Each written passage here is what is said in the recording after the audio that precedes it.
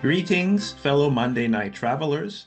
I hope you have your natural beauty detectors locked on high because we are about to travel through the scenic Norway in a nutshell between Oslo and Bergen.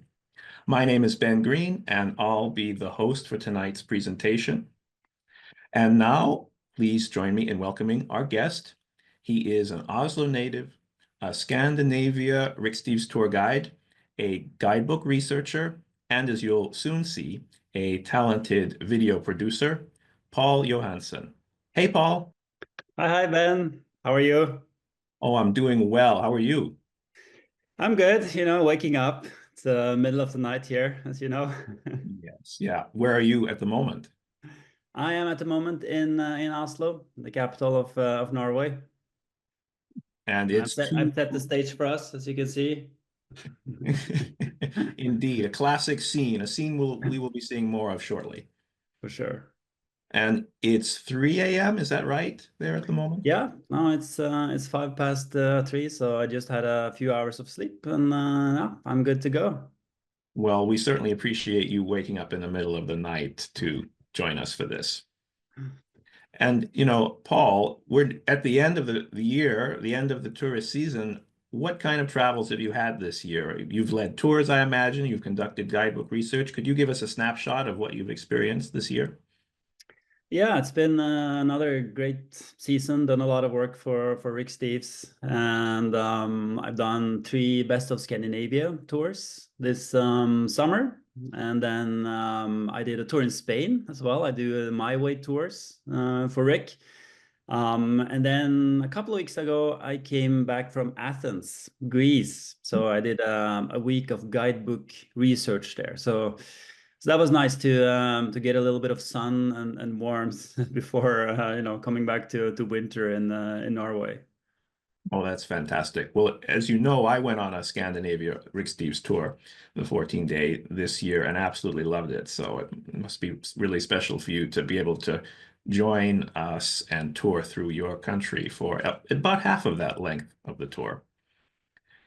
Yeah, Now, I've been doing the Scandinavia tours for over 10 years now, and I just never tire of those tours. Those tours are so great, and it's such a great way to see, the best of Scandinavia in 2 weeks. mhm, yeah, incredible itinerary. I agree. Yeah. And, Paul, since it's 3 a.m., it's fairly close to midnight snack hour, would you say? And I'm guessing you have some sustenance to sustain you for this presentation. Could you share what you have? Yeah, I actually woke up and I felt a little bit hungry, so I made a slice of bread here with Norwegian classic. This is no brown cheese, Norwegian brown cheese, or some know it as getost or geitost, goat cheese. But it's often called for brown cheese. I think you have some too, Ben. You told me you Yeah, were gonna prepare some brown cheese also. Yeah, perfect. not bad. Do you approve of Yeah. my slicing? I do have a I slice. do, and do I see some jam hiding under there? Yeah, blueberry jam, Mm, quite nice, and a waffle and a piece of toast. So I very nice. treated myself. And now, do you have a Christmas yai toast? Yeah, I told you earlier that now the Christmas season has started. You can actually get a Christmas brown cheese in the stores. You can see there's a little gnome here, a little nisse, the sort of the Scandinavian Santa. And this one is delicious, delicious. I eat like probably 4 or 5 of these packs during Christmas. What they do with this one is that they add a little bit of cardamom to it. Mm.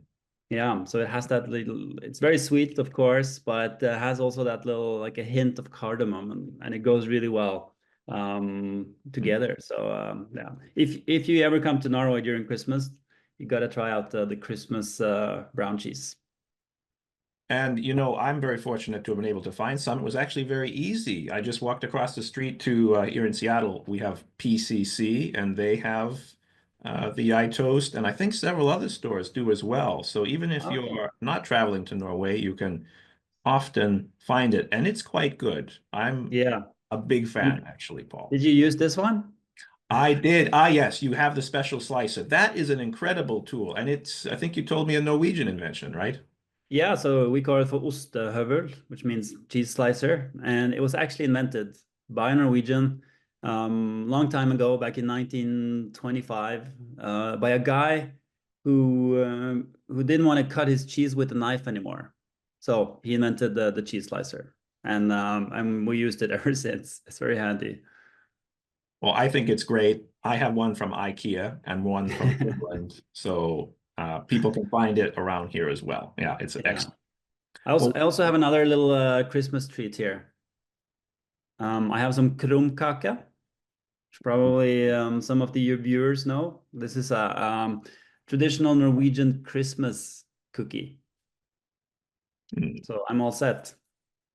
well, I'm glad you have what you need in the middle of the night to travel through on the nutshell, Paul. That's excellent. You're making me hungry, but we have time. We'll have time shortly to eat. Oh yeah, you can do it now. I will I will mention Just go first ahead.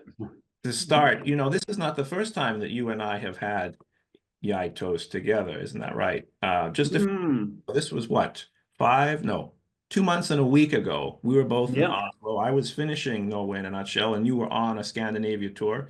So we, of course, said, oh, let's meet for a moment if we can and have some Yai toast. So that was really special to meet with you Yep. there. Yeah. That's I always enjoy sharing, brown cheese moments with travelers. That's I'm going to remember that one, brown cheese moments. We all need more brown cheese moments in our lives. Yeah. Now, moving on to the nutshell itself. I think the key to understanding the nutshell is to break down each of the five segments. Would you agree with that, Paul? Yeah, I think so. I mean, it's probably one of the most popular journeys we have in Norway, and for many who come to Norway, this is a great introduction. You get to see Oslo, Bergen, and the fjord country.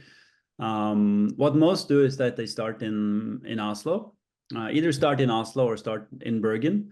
But if you start in Oslo, you start by hopping on a train from the central station in Oslo. This is the Bergen line or the Bergen Railway, which is a 300-mile long railway that runs between Bergen and Oslo, or Oslo and Bergen. So you start by hopping on that train, and then you ride it for about, not all the way to Bergen, but for about 5 hours or so up into the mountains to a mountain station up in the mountains called Myrdal. It's actually Northern Europe's highest altitude railway line. So you're right up there in the mountains. You get off the train in Myrdal, and then you just walk across the track, across the station, and then you get to the Flåm's bane, the Flåm railway, waiting for you. And then you ride the Flåm railway down the mountainside. This is one of the steepest railways in the world. It's about 12 miles long, and it's just a stunning ride. And then you will end up down in the valley in the fjord village of Flåm. Then when you get to Flåm, then you wait for a little bit, and then you hop on a fjord cruise ferry. And this fjord cruise ferry, it will take you through two fjords. So first you go through the Fjord, that's the first hour, and then the second hour you go through the Norway fjord, which is UNESCO listed, one of the most beautiful fjords we have in Norway. And then you will end up not back in Flåm, but in a place called Gudvangen. Gudvangen. In Gudvangen, you'll get off the ferry, and then you get on a bus, and then you ride that bus through the Nærøy Valley, which is also a UNESCO World Heritage Site. So it's a beautiful bus ride, very relaxing.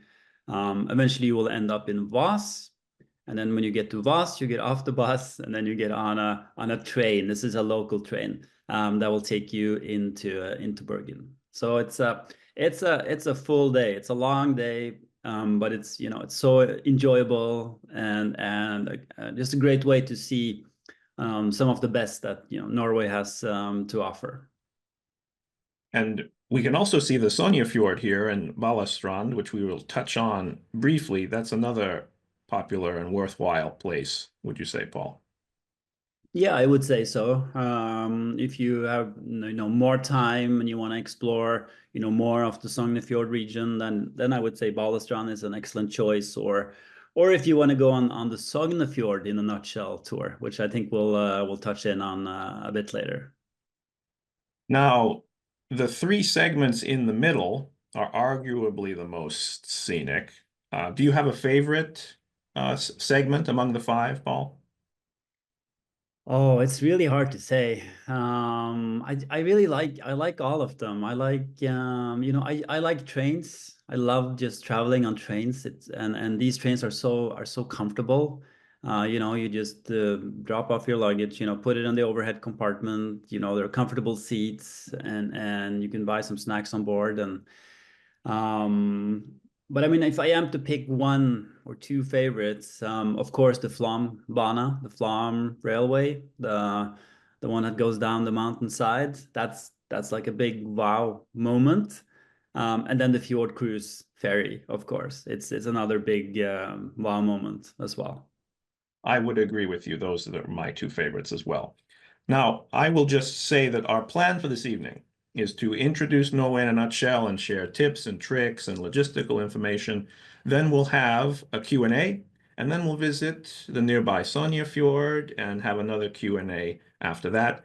And Paul, no one can share this region with us better than you, and you've kindly agreed to let us use some of your video content for the evening. So next we will go to that content. And why don't you just start by telling us when you filmed this that we're about to see?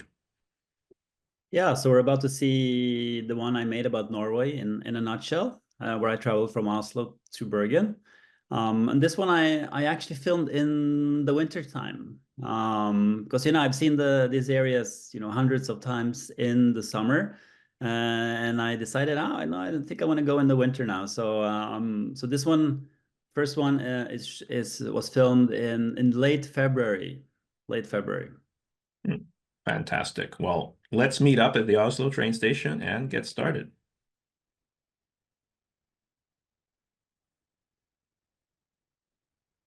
Hi there, I'm Paul from Norway. It's early morning in Oslo. Behind me is the Oslo Central Station, and today I'm going to take you along on the Norway in a Nutshell tour from Oslo to Bergen. The Norway in a Nutshell itinerary is an epic journey letting you experience some of the best parts of Norway.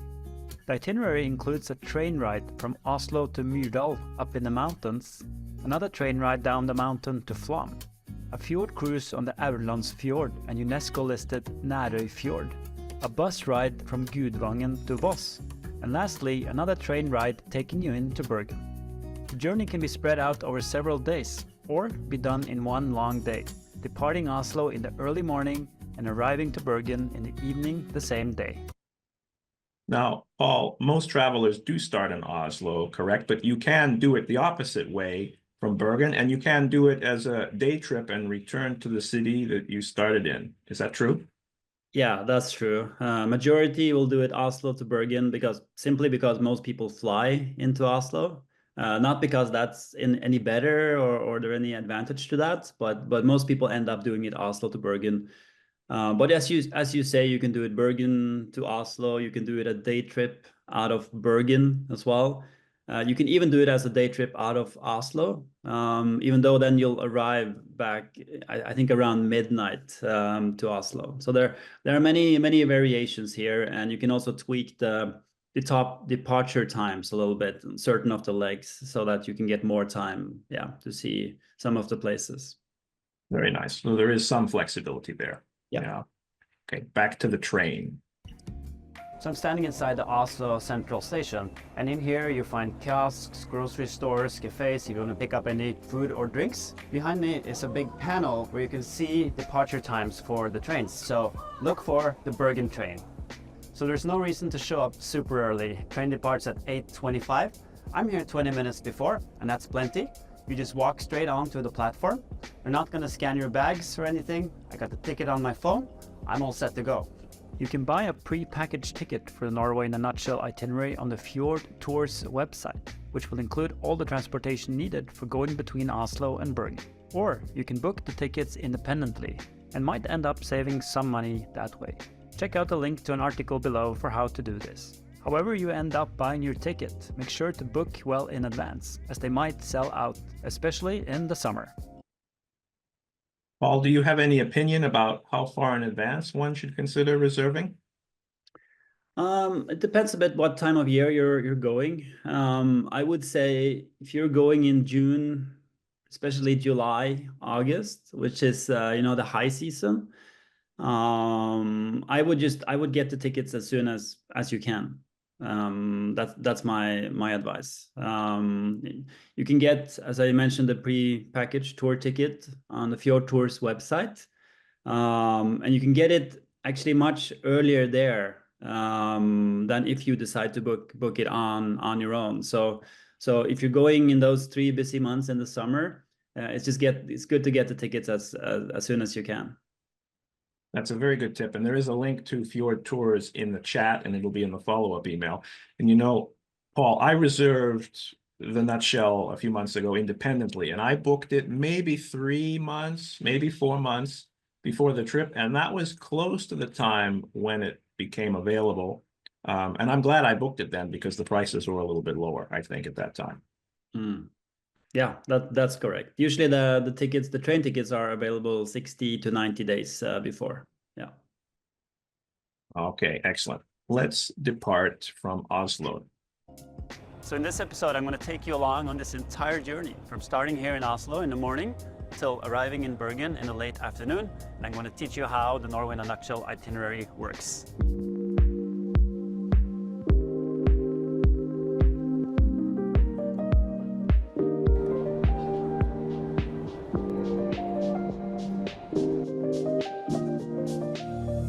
The train ride from Oslo to Myrdal is smooth and comfortable. There are different types of seating arrangements. Standard seating is the most common, but this time I opted for seats in the Plus car, which includes free tea and coffee and some more legroom.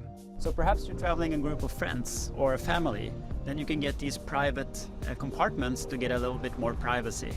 Your luggage can be stored in separate luggage areas or in the overhead compartments. So perhaps you're going up to the mountains and want to stay there for a night. Well, then you can bring all your skiing equipment, and there's a special car for placing all of that. A while after departure, the staff will come to check your ticket and see that you're sitting in your assigned seat.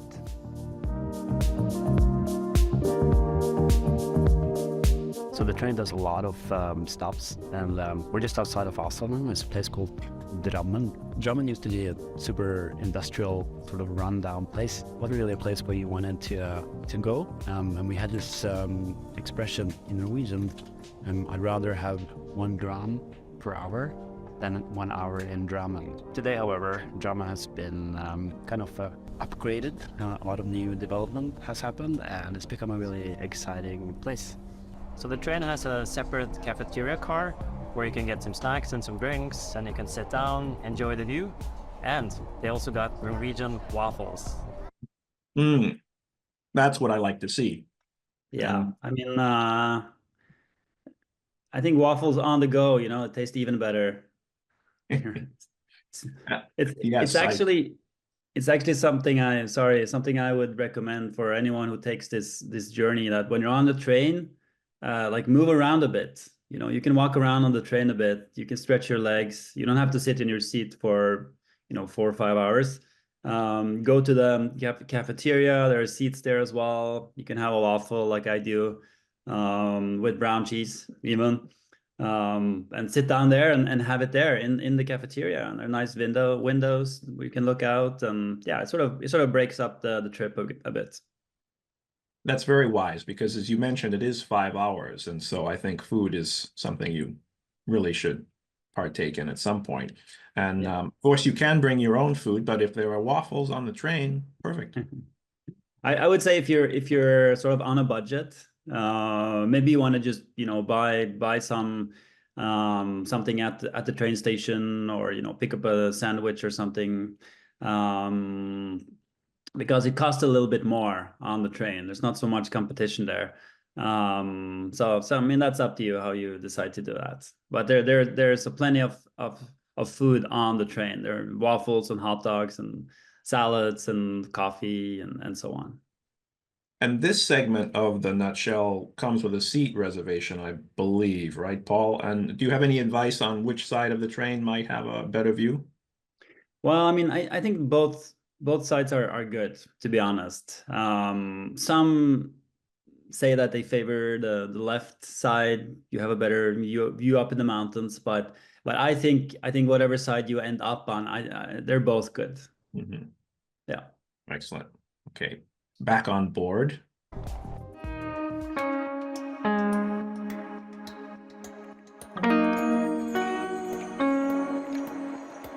So we just went by Hønefoss, and Hønefoss is close to another place which is called Kistefoss.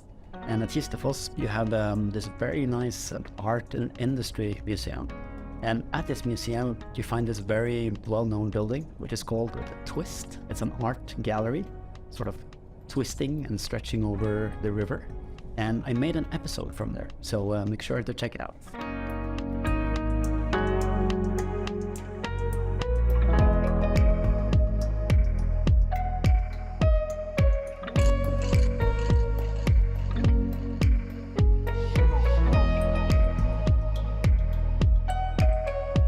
We just went by Nesbyen, and this place has a heat record in Norway. 50 years ago they measured 35.6 degrees Celsius here, and it still has not been beaten. They also have a really good open-air folk museum here, which I also made a video about, which you can check out. From Geilo we start to climb up into the mountains. We've now been on the train for almost 4 hours and got 1 hour and 20 minutes left before we arrive to Myrdal.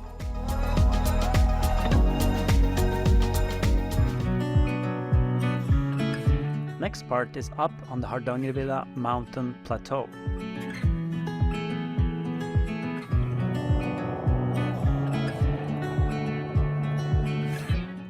So welcome to Finse, also known as the ice planet of Hoth, because this is where they filmed the opening scene from the second movie in the first Star Wars trilogy.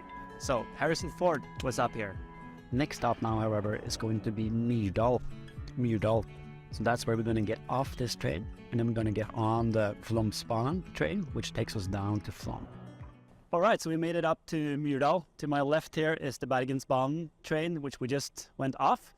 And to my right is Flåmsbanen, which we're going to go on now, around down to Flåm. This is a super small station, just 2 tracks. There's a small station building with a souvenir store and some restrooms. But anyways, you're only spending about 10-12 minutes up here before you jump on the next train. Oh, these winter scenes are so beautiful, Paul. Incredible. Yeah. I mean, the upside to being in the winter is that you get, a beautiful snow-covered landscape. The downside is that there are no waterfalls running that time of the year. But that segment we just saw there from the Myrdal station, I specifically made that because I get a lot of questions about that transfer, when you transfer from the Bergen line to the Flåm railway, and you don't have a lot of minutes, you have like 10-15 minutes. So a lot of people are concerned, am I going to make the transfer? How far is it from one train to the other? But as you see from the episode, it's really easy. You step off the train and then you walk across the platform, and there's the Flåm train waiting for you. Very good point. Yeah. Absolutely. It was quite easy in my experience as well. And between Oslo and Myrdal, you mentioned a few places along the way. Is it possible to get off the train and back on, or would these places be better seen with a rental car? They would better be seen with a rental car. Well, especially the Drammen, which is close to Oslo. But perhaps more interestingly, the Kistefoss museum, where you can do as a day trip from Oslo. The Hallingdal Museum, you definitely should have a rental car. That's easier.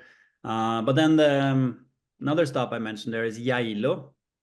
And that actually can be included into the Norway in a nutshell tours. You can make a stop there and stay there for some nights.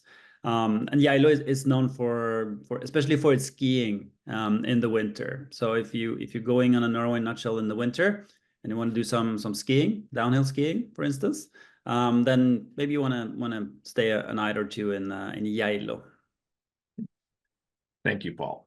Let's switch to one of your two favorite sections, the old scenic railway.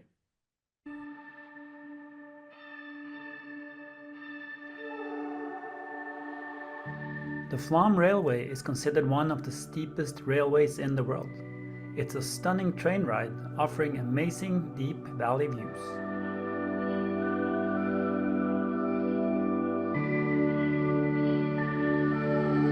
So the train actually makes one stop. We can get off for 5 minutes and just enjoy the waterfall here. Oh, this time of year, a frozen waterfall.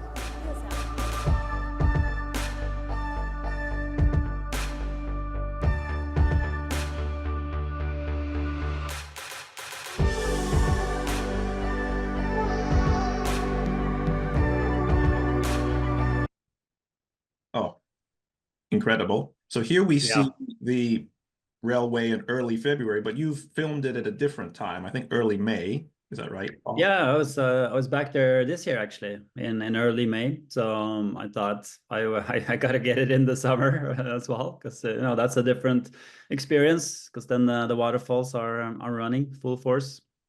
And we've taken that snippet from a different video of yours and added it here so people can see what it looks like in February, which we just saw, and next we'll see what it looks like in May, except I think you're going the opposite way, right? Here we're going from Myrdal to Flåm, and then what we're about to see is the same railway, Flåm to Myrdal. Is that correct? That is correct. All right, let's take a look. It'll definitely appear a bit different. So the time has come to jump on the Flåm railway, which is going to go up the mountain to the station of Myrdal. And Flåm is super small. The ferry is there, and the train station is there. I board the train and put my luggage in the overhead compartment. Luckily today the train did not have a lot of passengers, but in the high season it does fill up, and lining up early can be an advantage to get good seats. The Flåm railway is a marvel of engineering that winds its way from the fjord up to the lofty heights of Myrdal up in the mountains. As the train departs Flåm, it gradually ascends through lush green valleys, passing by cascading waterfalls and traditional Norwegian farmsteads. The higher the train climbs, the more dramatic the scenery becomes.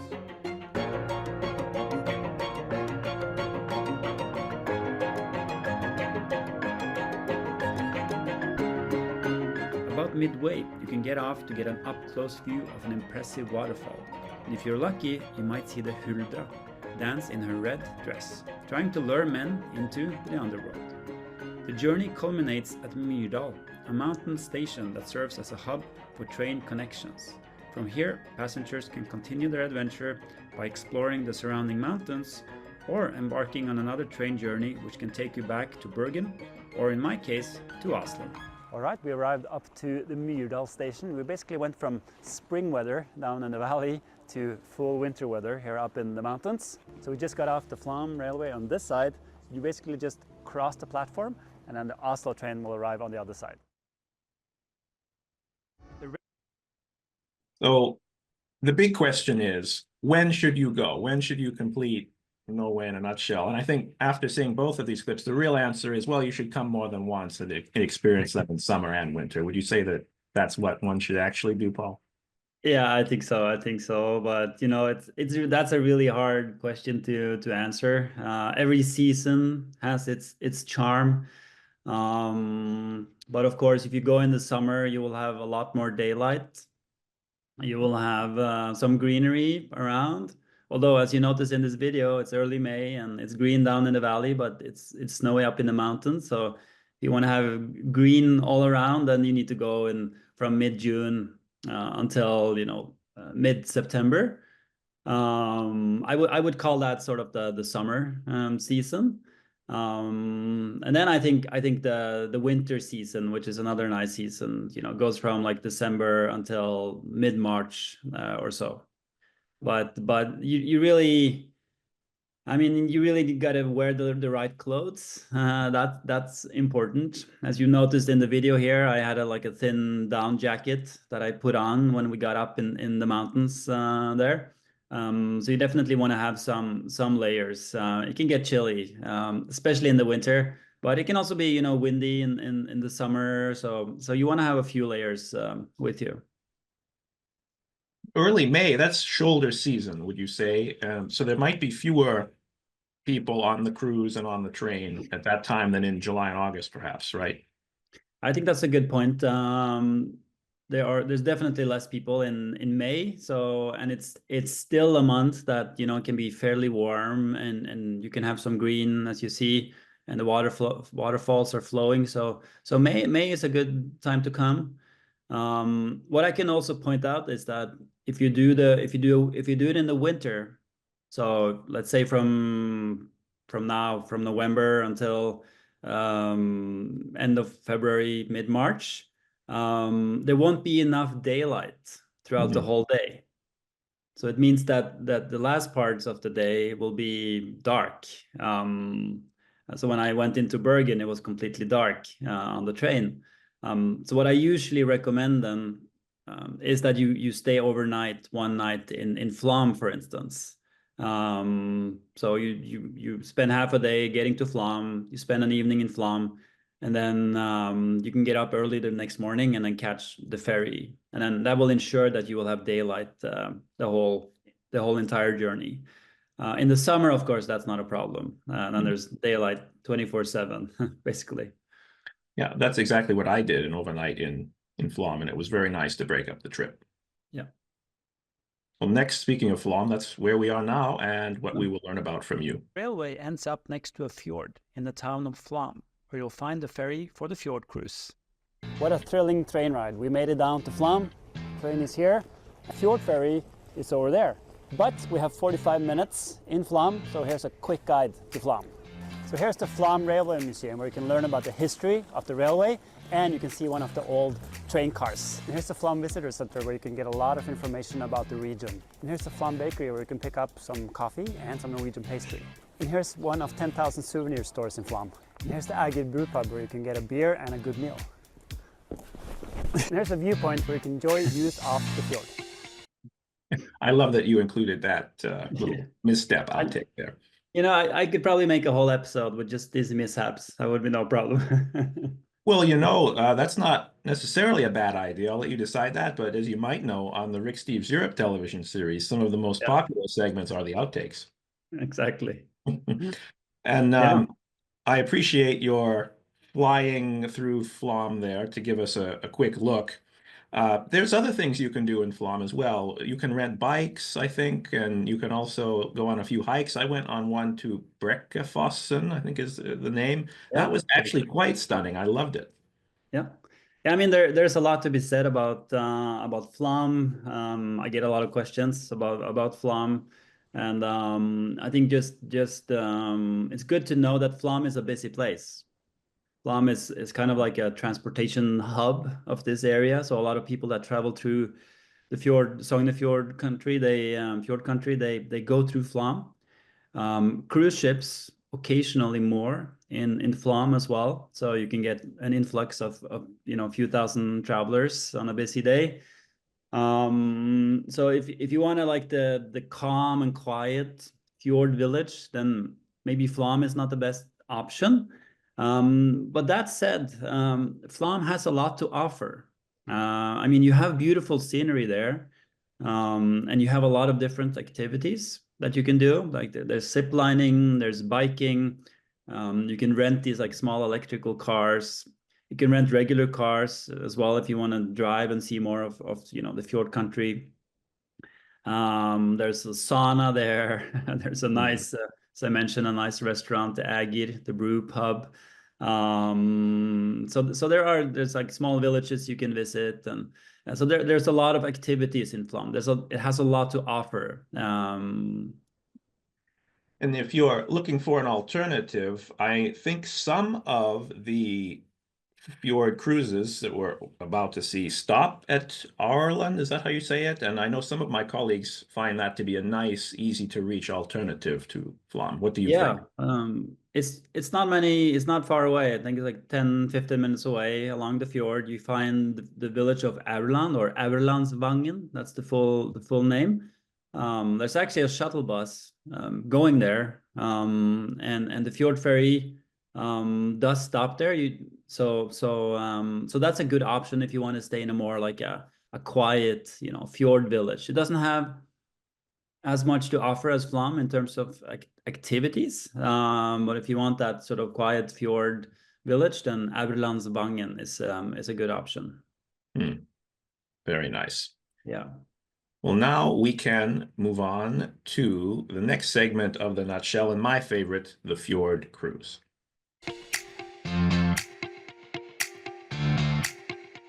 All right, we're ready to board. It's almost 3 o'clock. Got the ticket ready on my phone.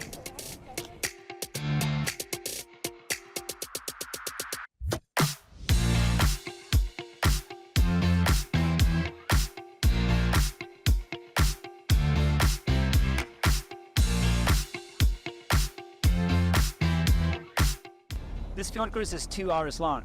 We started in Flåm and we're going to end up in Gudvangen. The first hour of the cruise is on the Fjord, and the last hour is on the Norway fjord, which is on the UNESCO World Heritage List. The fjord cruise ferry is operated by the company The Fjords, and it's a modern hybrid ferry with comfortable seating and big windows giving you a panoramic view of the scenery. You can find a designated storage space for luggage, where you can leave your suitcase during the cruise. On the ferry is also a cafeteria, serving hot and cold food and various drinks. In addition to sitting inside, you can walk pretty much all over the ferry exterior, making it easy to take in all the beauty that the fjord has to offer. On a few occasions, the ferry will even slow down so that you can get extra close to the gushing waterfalls coming down the steep mountainside. With stunning landscapes awaiting you behind every corner, it's a blissful moment to cruise on these fjords. So I often get a question whether you can do a fjord cruise in the winter, and definitely do a fjord cruise in the winter. It's beautiful, the mountains are snow covered, the air is so fresh and crisp, but you got to dress up properly. Have a warm jacket and have some way to protect your hands, thick hat, and also a good hood makes a big difference. So thumbs up to fjord cruise in the winter time.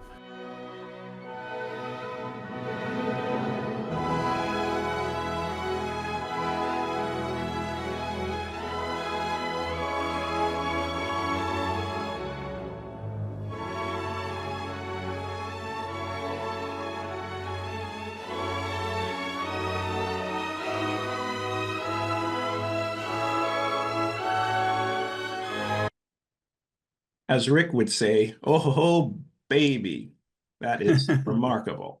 Gosh, I could stare at that for a very long time. Yeah, it was a really magical day, and it was like a thin layer of ice on the fjord that the boat had to go through. So it was a very special feeling. I should point out that on a few occasions throughout the winter, it doesn't happen that often, the fjord might freeze solid, so that the fjord cruise ferry can't run. Then they have an alternative cruise which goes from Flåm to, it's just a nearby village called Myrdal, where it usually doesn't freeze. And then there's a shuttle bus from there. It's just worth mentioning, I think, but it doesn't happen very often anymore. I was not aware that it froze entirely. Very good point. Now, while we're enjoying this excellent view, I'd like to take a moment to mention that our viewers, our fellow travelers, can find more of your video content by following you on YouTube. And Paul, do you have any other tips for our fellow travelers to see more of your content, videos like this? Yeah, you can find my channel on YouTube. Just search for Norway with Paul or Pal, and you'll find me there. And I have made several videos on Bergen and on Oslo as well. So if you're doing the Norway nutshell, you'll be seeing both those places. So yeah, you could check out those episodes. Got a couple of hidden gems episodes as well. So we'll get you all ready for enjoying Oslo and Bergen as well. Well, we can all see the quality of your videos, and I've watched every one as they come out and enjoy each one. And there's also one on brown cheese, isn't that right to mention? Yeah, there is. There's one when I'm on a road trip and I came across a brown cheese maker up in a valley in Norway, and he shows me the whole process, how it's made and so on. So I guess I was in brown cheese heaven then for a while. Yeah, that clip is very insightful. I enjoyed that a lot. Hmm. Next, we will disembark at Gudvangen. So now we just arrived to Gudvangen after a 2-hour fjord cruise, and we're going to go on a bus, which is going to take us to Voss, where we're going to change to a train, which will take us to Bergen. The bus is either waiting or coming soon, and it's just around the corner from the ferry docks. You basically just follow the crowds. If you got extra time in Gudvangen, there's a souvenir store and a cafeteria just next to the bus stop. You can also visit the Viking village just across the river. It's a Viking village over there. And why not snap a few nice photos of the surroundings? So here comes the bus, takes us to Voss. I already bought the ticket in the Skyss app, but you can also buy it from the driver on board. The bus ride from Gudvangen to Voss lasts for about 1 hour and 15 minutes. This was the bus 950, but you can also find buses from the companies Vy and Norway operating in this area. Check out the links below. The bus ride takes you through a typical Norwegian fjord landscape with high mountains, rolling hills, lakes, waterfalls and rivers. Expect white in the winter and green in the summer. It's an enjoyable ride and a good opportunity for a little snack and a social media update. Arriving in Voss, you get off the bus, finding yourself just next to the Voss train station. Now, this segment here sometimes includes a stop at a hotel with a scenic viewpoint. Paul, do you know if that is still occurring? Yeah, it is. They took it out for a couple of years. There was a change they made during the pandemic. But there is a hotel. It's called the Stalheim Hotel, and there is the bus used to drive up this this very curvy road going up the mountainside there up to Stalheim. It doesn't do that anymore. That road was not safe. It's only suitable for bikes and pedestrians. But it goes in on the backside now and drives up to the Stalheim Hotel, and then you get a quick stop there, and you can use restrooms, and as you know, Ben, there's a beautiful view there on the back of the hotel.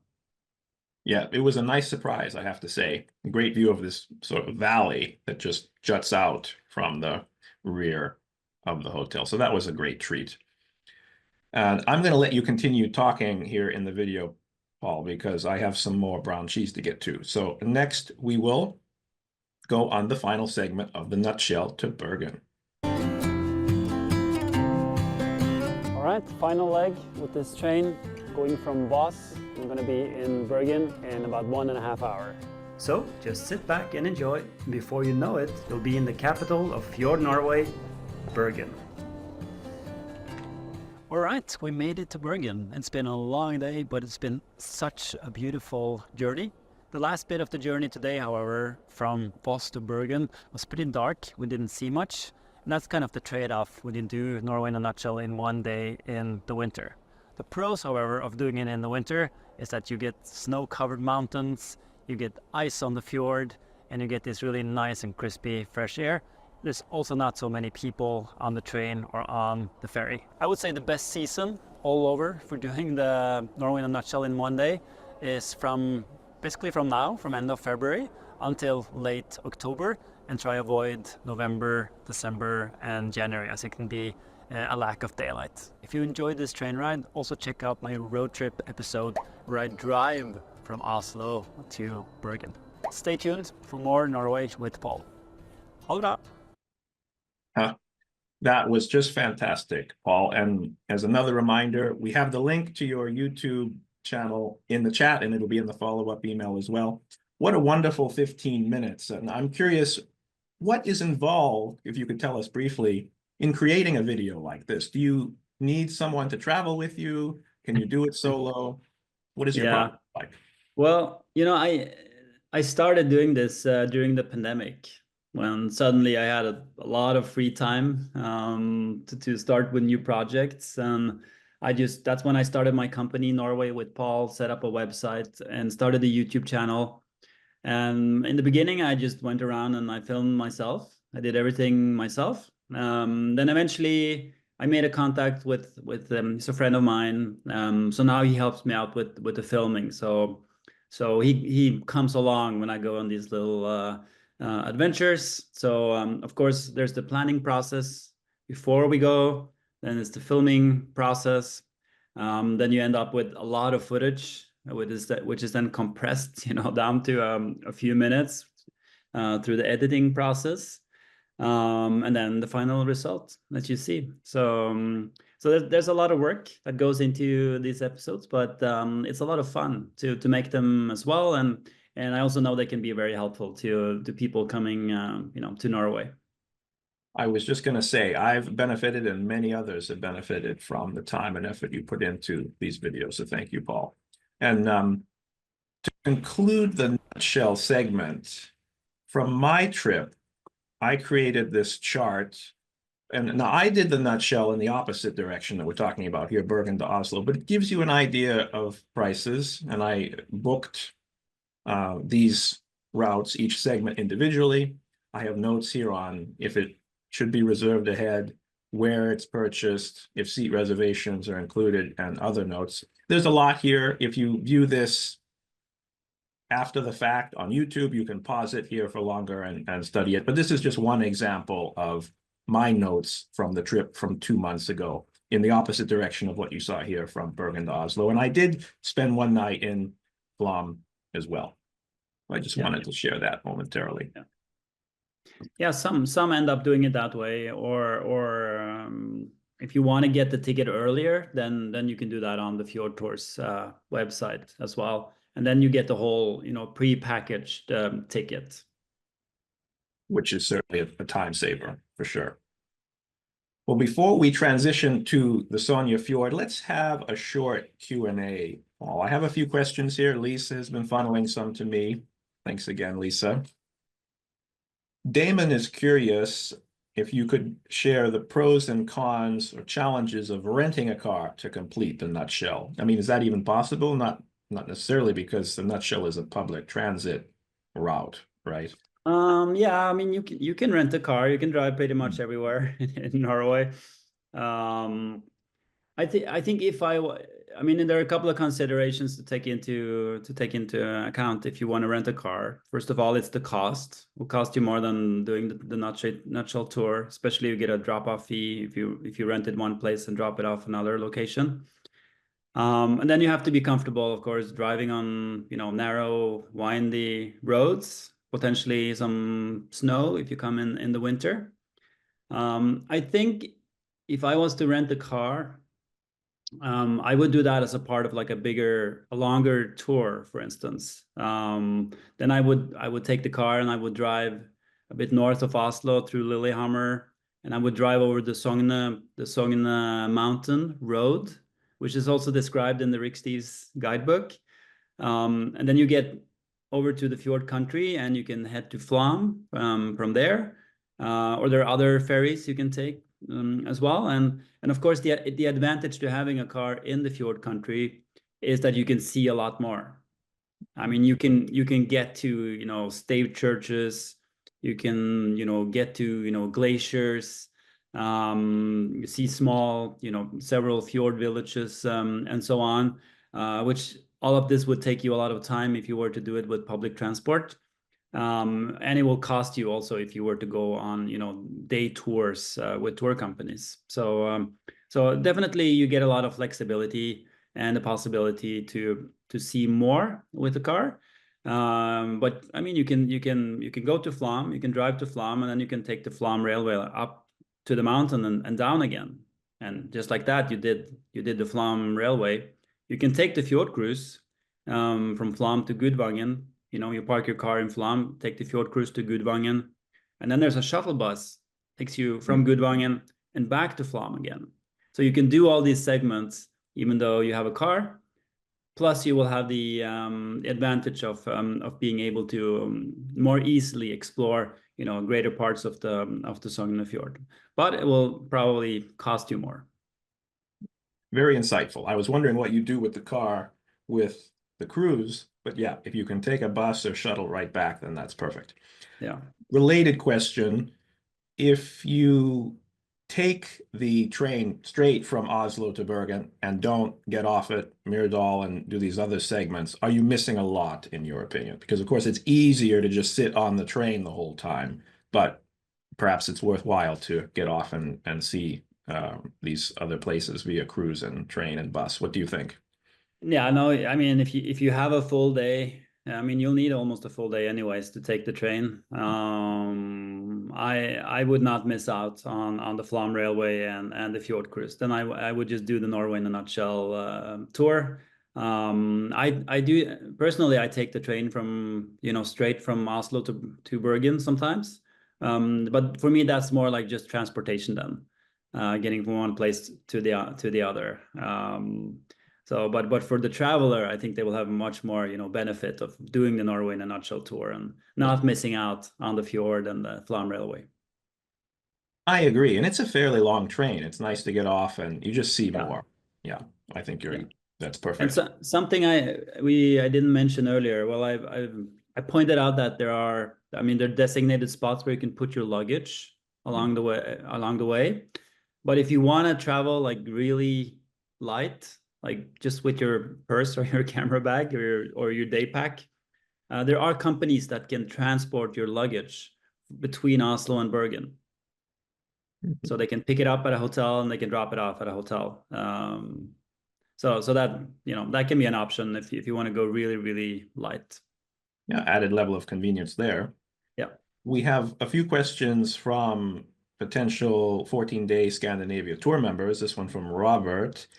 He's asking if you have any thoughts on including the nutshell with the 14-day tour and extending it to make 16, 17 days. Is that worthwhile? Or perhaps when finishing the tour in Bergen, there's another route you might suggest, like going to Balestrand, for example? That's a good question there, because the 14-day Best of Scandinavia, it takes the fjord cruise from Flåm to Gudvangen. Mhm. So it doesn't make really sense to then travel back from Bergen again and do the same cruise. So then what I would do then rather is to do another nutshell tour, which is called the Sognefjord in a nutshell, which takes you from Bergen. You can go to a fjord village called Balestrand, spend a night there. And then you will end up in Flåm and then take the railway up the mountain and then the train back to Oslo. And I think that's a wonderful way to end the Best of Scandinavia tour if you want to see more fjord country.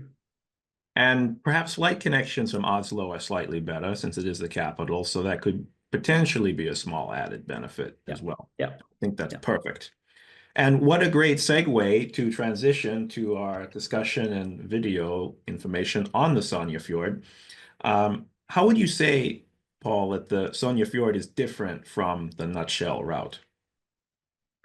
I mean, the big difference is that on the Norway in a nutshell, you get to see the Norway fjord, the UNESCO listed Norway fjord.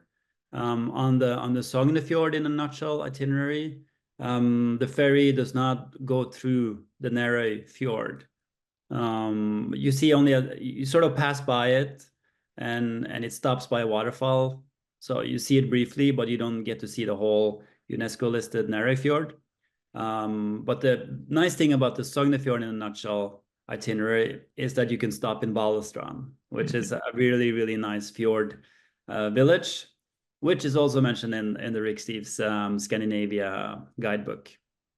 And you have researched for that book and updated the Scandinavia book. And so that's a good testament to its quality. And I can say that it is really extremely insightful for the sections we cover in Norway, and particularly the nutshell. So if you're looking to understand the nutshell with further information, the Scandinavia book or the Norway snapshot would be very helpful. And in fact, it was recently updated and I have the copy here. So yeah, there was a new edition, came not long ago. So it's up to date. And before we move on to the video for Balestrand and Sognefjord, I want to check in with you. How are you doing with your yai toast? Have you eaten all of it or do you have any left? Yeah, I have just a small piece left here. How are you doing, Ben? We're almost in the same place. I just Yeah, wow, okay. my waffle is gone as well. So good work. Good work. Right. Well, we can go to Balestrand next and finish the rest. After a 4-hour fjord cruise, we have arrived to the fjord village of Balestrand. Now, to be honest, there are several villages you can stay in on this journey, but I've chosen to stay here in Balestrand because I think it's the most charming and idyllic village in the Sognefjord area. I've also chosen to stay at one of my favorite hotels in this region, and that is the Kviknes Hotel. Hotel Kviknes is a historic landmark renowned for its elegant charm and breathtaking location. Overlooking the majestic Sognefjord, this iconic hotel has been welcoming guests since the 18th century. With its rich history, stunning architecture, and warm hospitality, Kviknes offers an unforgettable experience for travelers seeking a touch of luxury amidst Norway's natural beauty. The rooms are all different. Some are in the old historical building, while others are in a newer building connected to the back of the hotel. Most rooms offer great views of the fjord and surrounding mountains. I opted for a room on the east side to catch the morning sun, but I found both the morning and evening to be equally glorious. Well, this is what I call a room with a fjord view. You see the snow-capped mountains, you see the fjord, you see ferries, boats, and a little farm over on the other end there. I'm just staying one night in Balestrand, so to make the most out of the day, I checked into the hotel just after we arrived and started exploring Balestrand by foot. Balestrand invites exploration on foot. The village is small enough to navigate easily, allowing visitors to immerse themselves in its charm. A leisurely stroll along the waterfront offers breathtaking views of the Sognefjord, with its still waters reflecting the surrounding mountains. In Balestrand you can discover a few quaint shops, small exhibitions, and cafes nestled among traditional Norwegian houses. The pace of life here is gentle, making it the perfect place to unwind, soak up the local atmosphere, and sip on some Sognefjord fruit juice. What a charming town and a perfect place to break up your travels, as you mentioned. I'm not sure we heard, Paul, what time of year was this here? So this was in the beginning of May. So you could say maybe I lucked up with the weather a bit. It's not always you can wear, short sleeves in early May in Norway. But you can be lucky and you can have days like this as well. Now, how would you suggest a traveler choose between the nutshell route or going through Balestrand and the Sognefjord? I suppose you could do both, but to me, actually, this is just as appealing because Balestrand is such a pleasant town. Yeah, it's a difficult choice, to be honest. Sometimes, so I do a lot of tour planning now, especially in the off season. I help travelers to Norway to design custom itineraries and so on. And often I have people who want to experience like an very idyllic fjord village, and if they want that, if they want to spend a night or two in a very idyllic fjord village, and they're fine with skipping out on the Norway fjord, because you get a lot of fjord on this tour as well, then I recommend them to go to Balestrand and do the Sognefjord in a nutshell. If you spend a day there in Balestrand, they're also they have these rib fjord cruises, the high-speed inflatable boats.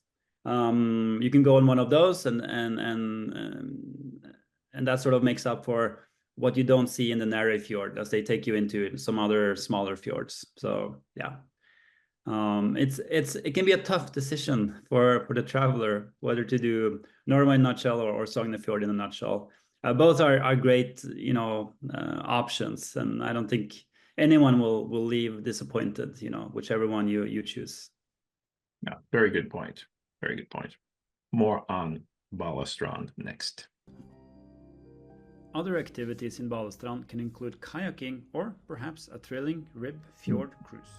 As you walk westward along the fjord, you'll come by the late 19th century St. Olav's Church, with architecture inspired by the old stave churches. Look closely and you can spot the dragon heads up on the roof, placed next to the Christian crosses, an example of how Norway once slowly transitioned from paganism to Christianity. I recommend peeking inside this very special church with its beautiful wooden interior. Up on the wall is a banner depicting Saint Olav, the patron saint of Norway. Further along the fjord promenade, you can find old burial mounds dating back to Viking times and before, and you can learn about King Bele and his connection to Balestrand. Continuing, you'll discover that Balestrand has an abundance of fruit trees growing basically everywhere. The region's unique climate and rich orchard tradition have cultivated a thriving cider scene. Local cideries like the Balestrand Cider House have garnered attention for their innovative approach to cider making. Visitors can indulge in a variety of flavors, from crisp and dry to sweet and sparkling. Paired with the stunning fjord views, this is not something you want to miss out on. And there you have a quick look at Balestrand and just a variety of activities and things to see. Regarding St. Olaf, Paul, do you consider that to be close enough to an original stave church that a traveler doesn't necessarily need to go to one, or would you suggest that visitors still try to see a stave church if they can? Yeah, no, it's a beautiful church. It's an Anglican church, inspired by the old stave churches. So I would definitely try see a real one, which there are a couple in the region. There's one in Urnes, and there's one in Borgund, or there's a replica nearby Bergen, or you can see one at the Folk Museum in Oslo. And I, as a traveler who's spent a lot of time in Europe, I've seen a few churches, but those stave churches are something special, I think. And so I agree with you that it's worthwhile to try to visit one if you can. And we went to Borgund on my Scandinavia tour, and that was really special from 1080, I think.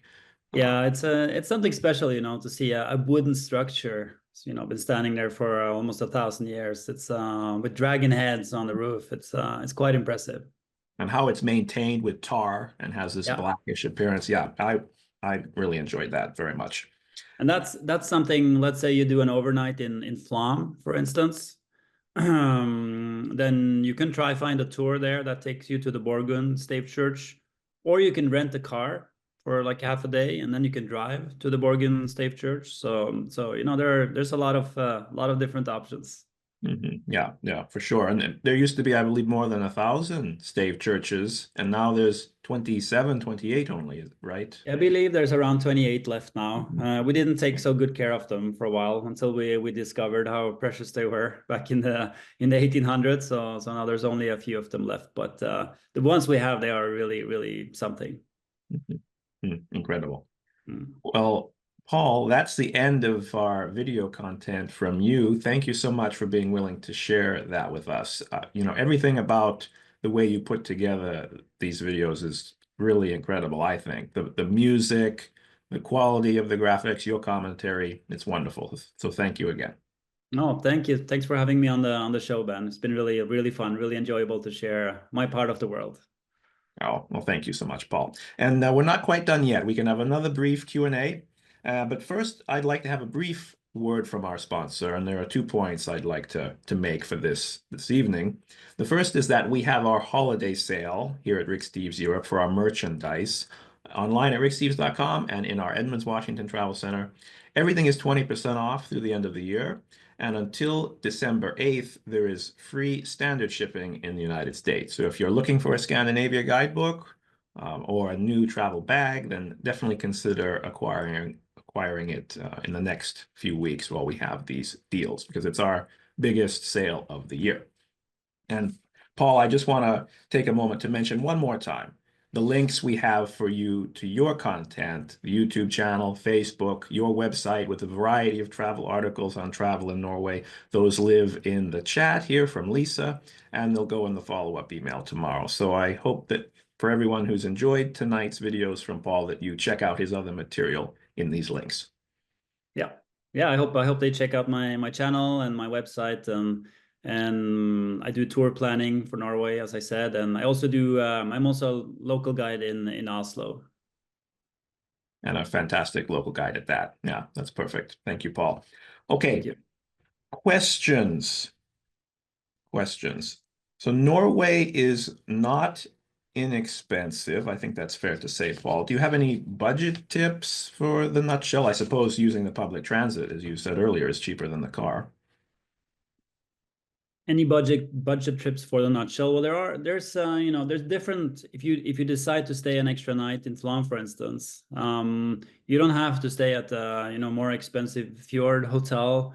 There are smaller like Airbnbs that you can rent there, and like smaller, more like guest house type of places. So that's definitely a budget tip, I think. And yeah, and you don't have to eat out. Supermarkets in Norway are well stocked with different things you can buy to assemble a little picnic, and rather have a little picnic by the fjord, for instance. And I think in terms of food and drinks, that's what travelers spend a lot of money on in Norway, because it's expensive, especially if you go to a restaurant. So sort of replacing those restaurant meals with a little picnic, that can save you quite a lot of money. Very smart. I did that several times during my Scandinavia tour. And in Norway, I remember getting a lot of chocolate because you have very nice chocolate. We do. We have the Freya chocolates. That's the one. Yeah, that's very good. Yeah. From Steph, we have a question on getting to the Stegastien lookout, which I think is just above Åland. Is that right? Steph is asking how easy it is to take a taxi, or how would you get there from Åland, I guess. So there are, there's no taxi, but there are these electrical minibuses. So you can also find on the Fjord Tours website, you can find, if you look under activity for Flåm or for Outland, you basically just buy a ticket to one of these electrical minibuses, and then they take you up to the viewpoint, and you spend some time up there, and then they drive you down again. So that's definitely a viewpoint you don't want to miss out on. It's quite spectacular. Stegastien. Stegastien, thank you. I mispronounced it. We have another question. How late do the ferries run from Åland to Balestrand? Do you know, Paul? I don't have these schedules in my head, but I think there are 2 or 3 ferries running every day from that part and over to Balestrand. And I know at least there's one in the morning, and then there's one around just after 3 o'clock. So at least 2, yeah. One in the morning and one in the afternoon. And you mentioned before we started the show a little bit of information about the name Norway in a nutshell, and that you have a book from the 80s. Yeah. Of Norway. I always wondered, where did this name come from? And then I was at this flea market a long time ago, and I found a little guidebook, like a little, not a big one, but a small guidebook. And the name of the title was Norway in a Nutshell. And then obviously Fjord Tours, the company, they've taken this name and made it into the tour, the way it is today. Yeah. Very interesting. I love the history of tourism of a particular route and how it's changed and so on. Yeah. And I love that name, Norway in a Nutshell. It says a lot, and it really is what it is as well. You get to see Oslo, bigger city. You get to see the fjord country. You get to see smaller town Bergen. So it really is Norway in a nutshell. One final question from George, who's curious, Paul, what you hope that people who complete Norway in a nutshell take away about Norway. Well, I hope they take away that we have beautiful scenery, and that our trains run on time mostly. Yeah, no, I think just the scenery, and I hope they meet friendly people and have some good food, and try out new types of food. That's always a big experience, I think, when you travel. Some brown cheese, perhaps. Yeah, I think that's important. Yeah, I think that's right. And what I took away, well, beyond the scenery, which is of course incredible, is the advancement of infrastructure in Norway. For example, that the ferry from the company there from Flåm to Gudvangen is at least a hybrid, if not electric. In Oslo, right, your ferries there are electric. 80, 90% of cars are electric. It's very advanced in terms of this transition. And I think that that's very impressive and something remarkable that I took away from my visit as well. Yeah, I think when you travel through Norway and you see the topography here, you know, how hilly it is and mountainous and with all the fjords, you know, we kind of had to be good at trains and ferries and in order to be able to get around. Very true. Yeah. Well, thank you so much again, Paul. It's such a pleasure for me to work with you and share this beautiful section of Norway with everyone, since I've done it just a few months ago, and you've done it many times. So thanks again. Thank you, Ben. I hope to see you back here again someday. We'll share some brown cheese moments. I look forward to it. I want to try the Christmas brown cheese. So Yeah. save me some. Put it in your freezer or something in case We'll save you some. Thanks so much, Paul. Take care. Thank you. Tusen takk. All right, everyone. It was a pleasure traveling with you in Norway. Next week, as I mentioned at the beginning of tonight's presentation, we have Rick back for a new lecture on city planning. That should be very interesting. So, see you next week.